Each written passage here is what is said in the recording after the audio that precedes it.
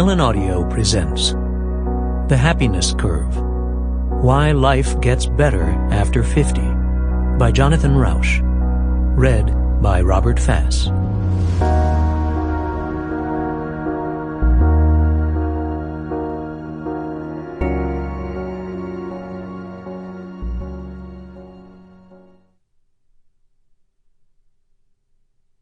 One.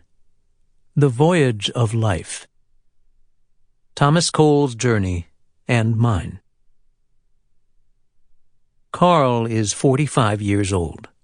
He is a successful professional who works with a nonprofit organization in a major American city. He has a Ph.D., 2 kids, and an okay, though not perfect, marriage. He is friendly, personable, approachable. Mostly he is pleased with the way his life has turned out. Middle height, brown hair, not someone you would notice on the street, except maybe for his partiality to skinny-brim fedoras. A nice guy. Like a lot of people, he got off to an exciting start in his 20s. Finished graduate school, moved to New York City, a whirlwind for a Midwestern boy. Wild, free, energetic are words he uses to recall that period. Staying out all night, getting laid left and right. His 30s brought responsibility, then predictability. Graduate school ended, the search for a job began. He split painfully with a bohemian, fascinating, mercurial girlfriend. It was the end of an era. His next girlfriend was more sober, solid. At age 33, Carl had a good job at a government agency. At 34, he married. At 36, they had their first child, and a second followed when he was 39. After his 20s, responsibility was a jolt, but he adjusted well. For a long time, I embraced it. It was kind of fun feeling like a grown-up, doing the things I was supposed to do. But then the complexion of his life began to change. Not the external circumstances. Everything was going well.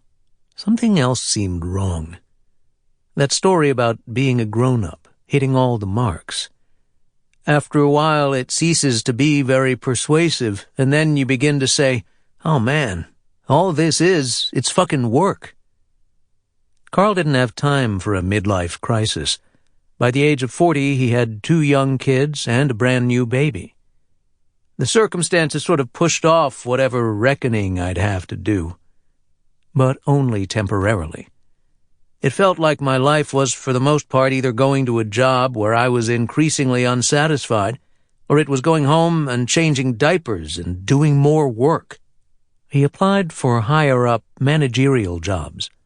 Then he switched jobs altogether, leaving the government to launch a new project at a nonprofit.